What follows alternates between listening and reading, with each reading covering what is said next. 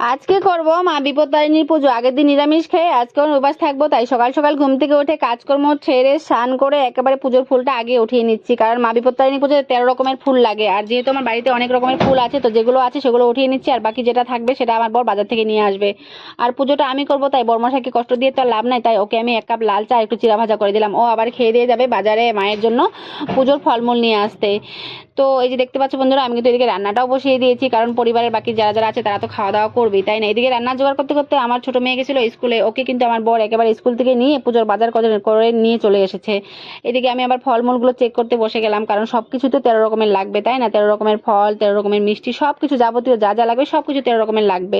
আর আমি কিন্তু কোনো কিছু একা একা করি না, আমার যে কোনো কিছু কাজের মধ্যে কিন্তু আমার মেয়েরা আমাকে যথেষ্ট সহযোগিতা করে। আর যেহেতু আমার বড় মেয়ে পূজা করবে আজকে, অঞ্জলি দেবে, তাই আমি ওর জন্য 2 ভাগে ফুল রেডি করছি। এই যে 13 রকমের ফুল ওর জন্য আমি আলাদা করে রাখছি অঞ্জলি দেওয়ার জন্য।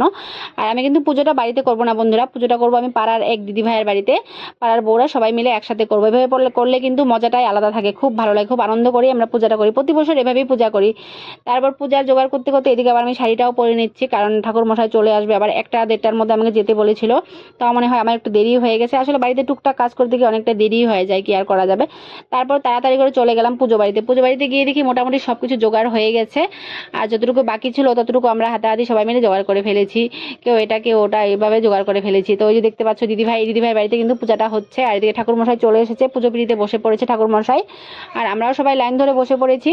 সত্যি বন্ধুরা, মা বিপত্তারিণী যেন সবাইকে আশীর্বাদ দেয়, সবাইকে যেন খুব ভালো রাখে, এইভাবেই যেন প্রতি বছর সবাই মিলে একসাথে পুজোটা করতে পারি। এইভাবে পূজা করলে পুজোর আনন্দটাই আলাদা থাকে, আর পুজোটা খুবই ভালোভাবে কাটলো বিপত্তারিণী মায়ের আশীর্বাদে। এই দেখতে পাচ্ছ পুজো সম্পূর্ণ হয়ে গেছে, ঠাকুরমশাই কিন্তু সবাইকে পাখা দিয়ে হাওয়া করছে, আশীর্বাদ করছে। তারপর সব দিদি ভাইরা কিন্তু আমরা অঞ্জলি নিয়ে পুজো সম্পন্ন হয়ে যাওয়ার পর সবাই কিন্তু আমরা সিঁদুর খেলাতে যুক্ত হয়ে গেছি। সবাই খুব মজা করে সিঁদুর খেললাম, সিঁদুর খেলতে খেলতে অনেকটা সময় কাটিয়ে দিলাম সবাই মিলে। আর সিঁদুর খেলা ব্যাপারটা আমার কাছে খুবই ভালো লাগে। যেমন দুর্গাপূজা আসে, দুর্গাপূজা দশমীতেও কিন্তু আমরা এইভাবেই খুব মজা করি, পাড়ার বউরা, পাড়াতে পুজো হয়, সবাই মিলে একসাথে আমরা এইভাবে সিঁদুর খেলি।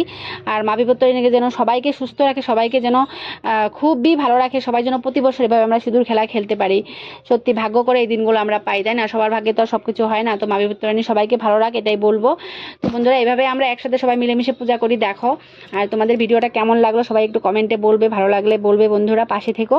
তো বন্ধুরা, তারপর সিঁদুর খেলা করে আজকে তো এখন মোবাইলের দিন, ভিডিও করার দিন, সিঁদুর খেলে আমরা কিন্তু সবাই একটু ভিডিও পোস্ট করে নিয়েছিলাম। হ্যাঁ, ভিডিও করবো না সেটা কি হয়, যুগের সাথে তাল মিলিয়ে চলতে হয়, তাই তো। এখন কিন্তু ভিডিও ফটো ছাড়া কোনো কিছুই সম্পূর্ণ হয় না। তারপর আমরা সবাই মিলে একটু ভিডিও ফটো করে নিলাম, তারপর আমরা একসাথে প্রসাদ খাবো আবার। তো বন্ধুরা, এই যে দেখতেই পাচ্ছ, এই যে দিদিভাই আমার হাতে সুতা বেঁধে দিচ্ছে, সেই দিদিভাইয়ের নাম কিন্তু প্রীতি দি। ওই দিদিভাইয়ের বাড়িতে কিন্তু পুজোটা হয়েছে। তো ভিডিওটা ভালো লাগলে পাশে থেকে আবার পরে দেখা হবে, টাটা।